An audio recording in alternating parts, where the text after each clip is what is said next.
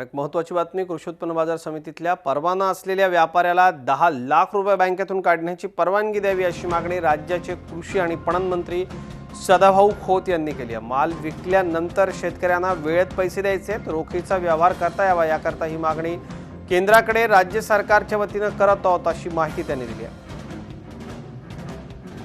आता सध्याची परिस्थिती अत्यंत अवघड झाली आहे। शेतकऱ्याला कुठल्याही व्यवहाराकरता जागाच नाहीये। अनेकांनी आपले व्यवहार थांबवले आहेत। मार्केट कमिट्या पैसे नसल्यामुळे, रोखीचं चलन नसल्यामुळे चेकने बऱ्याच ठिकाणी व्यवहार होणार आहेत। काही ठिकाणी अनिश्चित काळाकरता बंद आहे।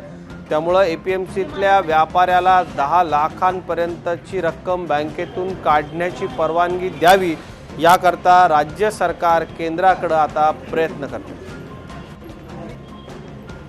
10 लाख रुपये रक्कम ही त्या व्यापाऱ्याला काढण्यासाठी परवानगी द्यावी मार्केट कमिटी अंतर्गत, कारण बऱ्याच ठिकाणी रोखीने व्यवहार करायला लागत असतात आणि तो व्यापारी आपल्या स्वतःच्या खात्यावरची ती रक्कम काढणार आहे।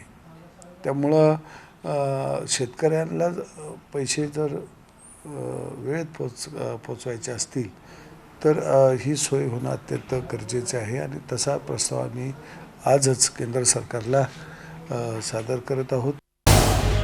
झी 24 तास रहा एक पाऊल पुढे।